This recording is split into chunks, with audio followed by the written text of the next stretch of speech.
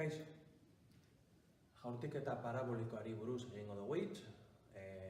Ikasturte honetar arte higidura zuzen uniformea eta higidura zuzen uniformeki azeleratua aztertu ditugu. Ikusi dugu bakarrik lerro zuzen batean ematen ziren higidurak.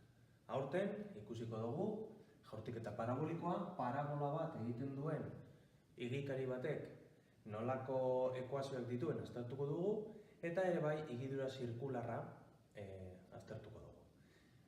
Higidura parabolikoan kontuan eduki behar dugu, hasierako abiadura batekin botako dugula jaurtigaia eta angelu batekin. Orduan, deskonposatuko dugu abiadura X eta Y ardatzetan. Eta ardatza bakoitzan gertatzen dena aztertuko dugu.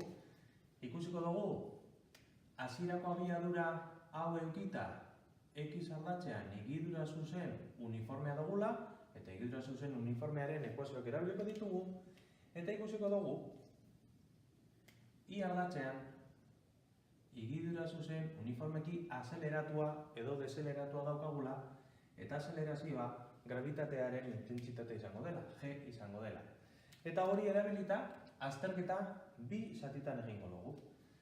Pentsa dezagun, hemen dugula gure jaurtigaia, eta gure jaurtigaiak X ardatzean Y gerizpe bat sortzen badu, eta Y ardatzean gerizpe bat sortzen badu, higidura parabolikoa bi zatitan egingo dugu. Xen izango da, lerro zuzenean eta higidura abiadura konstante batekin higitzen den puntu bat, eta Y ardatzean gora joango da, Y max altuera maximora heldu arte, eta gero jaitsiko da.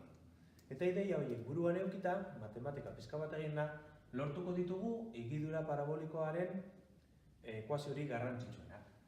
Zein dan hartu dezaken altuerarik handiena, I max, zein dan lortu dezakeen distantziarik urrunena, X max, eta zenbat denbora behar duen